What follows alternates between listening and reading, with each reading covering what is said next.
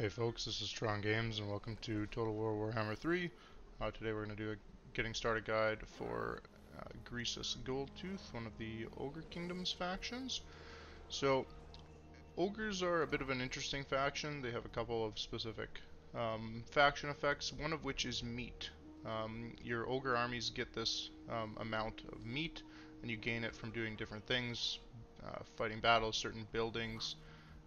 There's something called a camp, but we'll just take a look here. You can actually do an offering, and you can use basically the meat to buff your army, so you can improve your melee attack, increase your campaign movement range, and several other items with it. Now, as far as the faction itself actually goes, Greasus has improved relations with Ogre Kingdoms. He gets increased income from trade. And he's just a very large unit. He kind of mows through sections, but you also note that at the beginning of this he actually starts at war with 3 different factions. So Carrickazorn, which is a dwarven faction, and then these other 2 ogre factions, one of which is up here, and then this one, which is right here. Carrickazorn is actually up this direction. So in terms of the first few turns with Greasus, we'll kind of go through this here quickly. So, fight this guy, and again, if you do this manually, you'll get a little bit better. You can take meat, you can take army replenishment, you can take, I'm going to take money here, and then we'll actually take this settlement as well. Now that we've taken this settlement, I'm actually going to occupy this.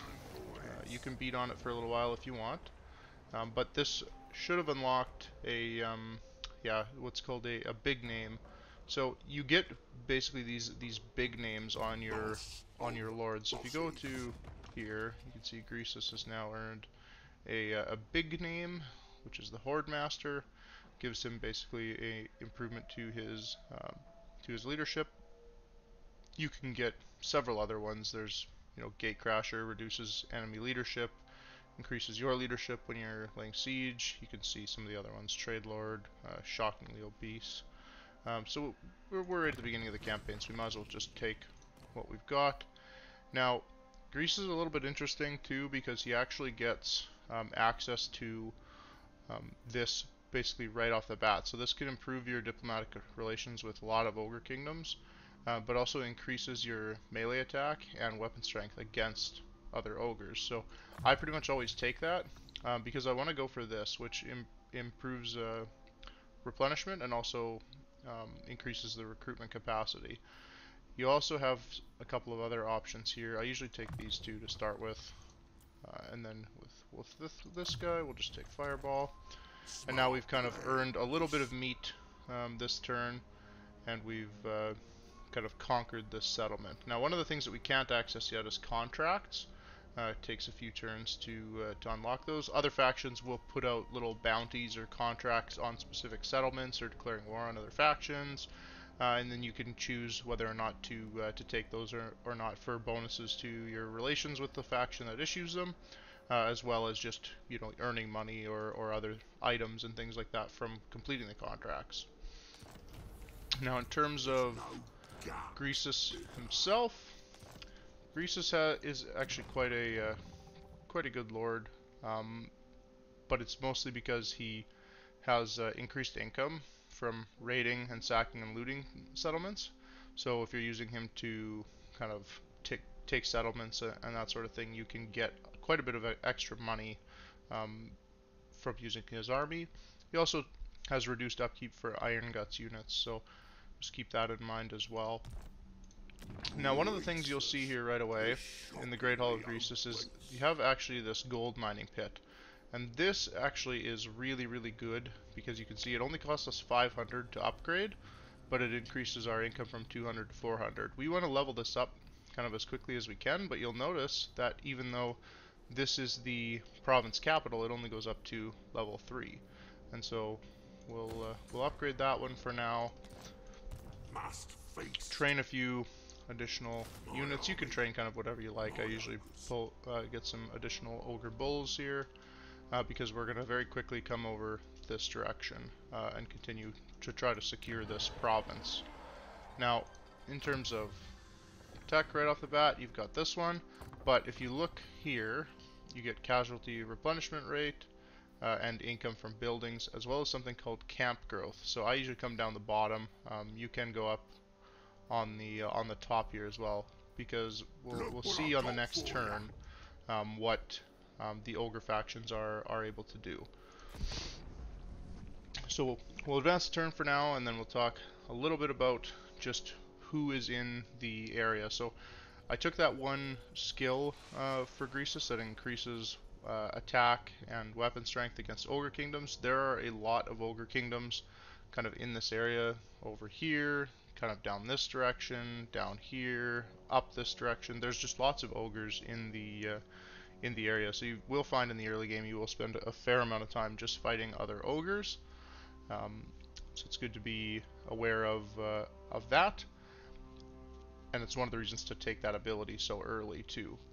Now, in terms of what's going to likely happen to you at the beginning of the campaign is basically you've taken this section here, and we want to kind of move over towards these guys, but what I'm going to do is I'm going to go to about there, I think. And then we're going to do a couple of things. So the first is I'm just going to sit on the edge and train a few more units. But what we eventually want to do is we want to use this item here to deploy a camp. Deploying a camp with the ogres is really important. You can see it gives a ring around Greasus' army, and we earn basically additional rewards for fighting in that circle. It kind of works a little bit like a horde or like a ship does. So if you were playing like Vampire Coast, you can upgrade your army's ship. The ogre camp works a little bit similarly to that, where you kind of place it down. Now, at the beginning of the campaign, if you take a look at the other factions that you actually know, most of the other factions right around you are pretty weak. So this one that we're at war with is pretty weak. These guys are pretty weak. These guys are pretty weak. This Skaven faction is actually down this way.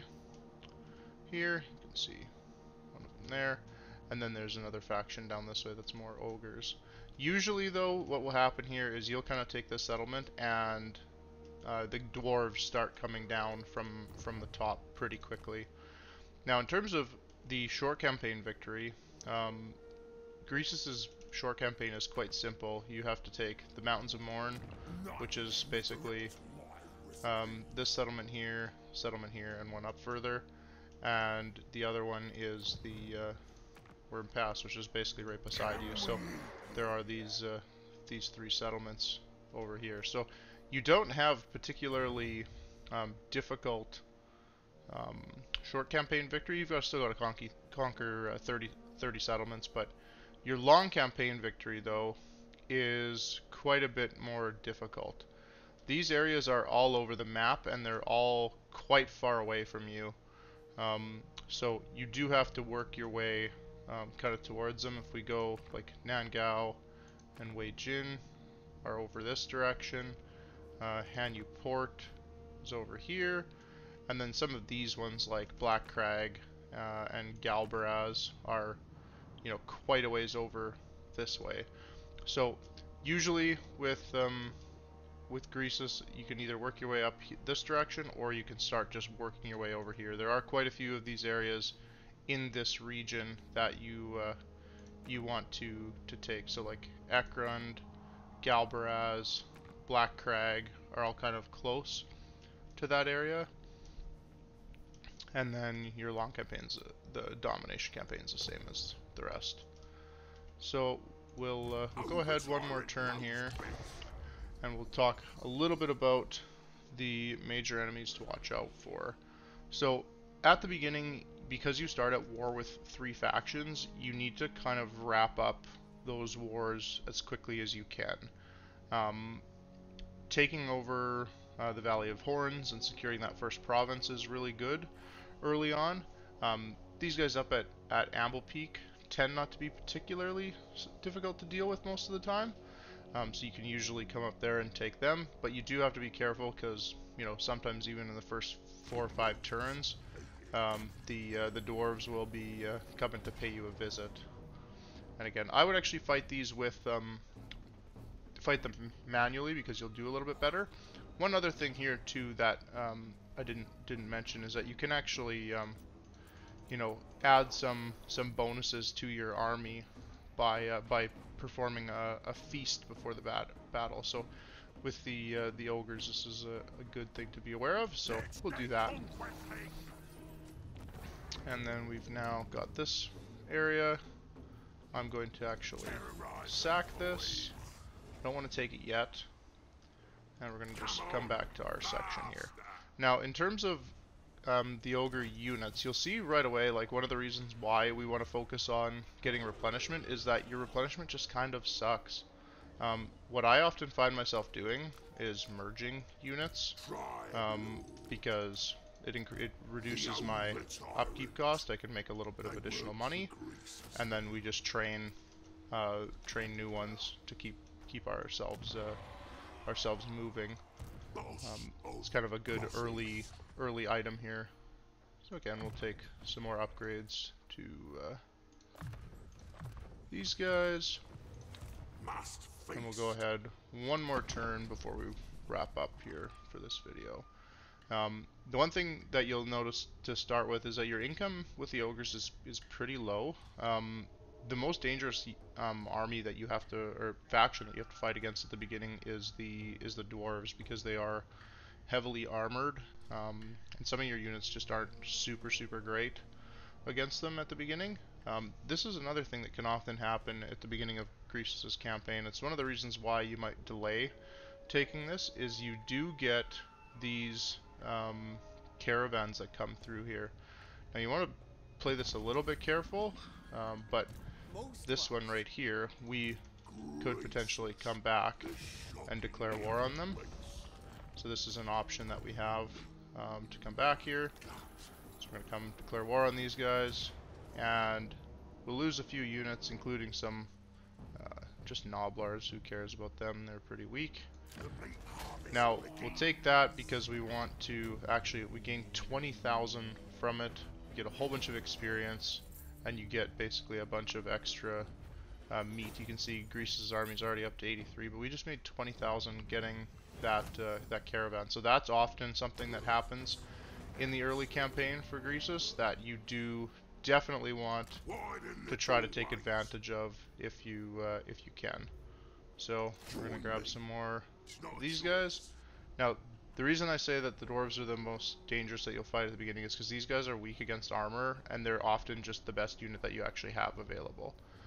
You can get some of these guys because you can get behind them, but generally speaking, these are going to be probably your best option in the early game, at least until you can put a camp together.